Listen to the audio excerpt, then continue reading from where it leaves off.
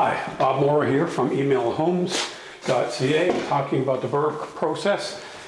This is part 2, renovations. So you have bought your house. This is the house we bought.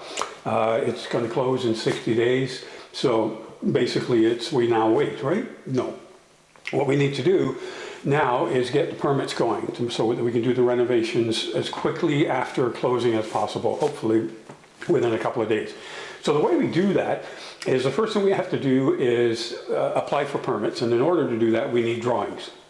So we have a designer come in, and that designer can take up to an hour to 2 hours, depending on how many are in his team, to measure up the whole house the way it exists now and do a set of drawings showing that, and then do another set of drawings showing what we want to do to the house and how it complies with all the bylaws that the city requires.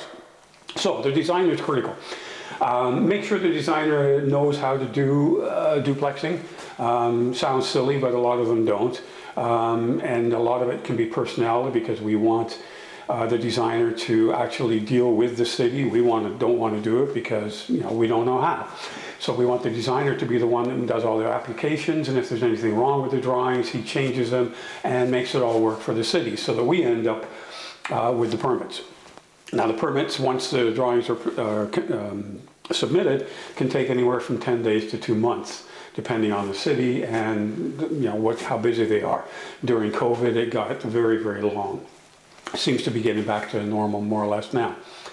So the first thing we have to do then is have that designer come in.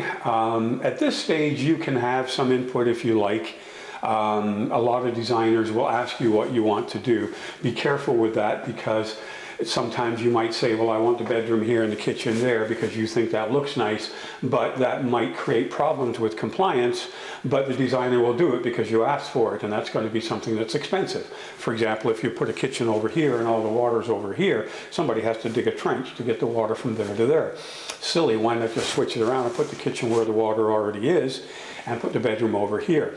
It might not flow as nice in your mind, but the designer is going to be able to tell you these things right up front. So sometimes I will bring in a designer without the client and have them come up with a set of drawings based on the best flow that the house can be. Remember, these guys do this all the time, so they know what to look for. And they'll come up with a set of drawings of this is what we think it should look like, and this should be easy to get permits because we've done it this way. You will then have a look at those, and if you want to change minor little things here and there, the designer can tell you right away whether that's going to go against any compliance issues, or if it's okay to do that. Secondly, keep in the back of your mind that once we get to the construction side of things, the contractor can often make minor changes as well to please you once we have the permits in hand. As long as he doesn't make major changes, like adding kitchens or adding bathrooms, those kind of things, we need to change the permits to accommodate that. But if he moves the kitchen a few feet this way to allow for more light or something like that, he can do that without having to change the permit. So that's something to keep in mind.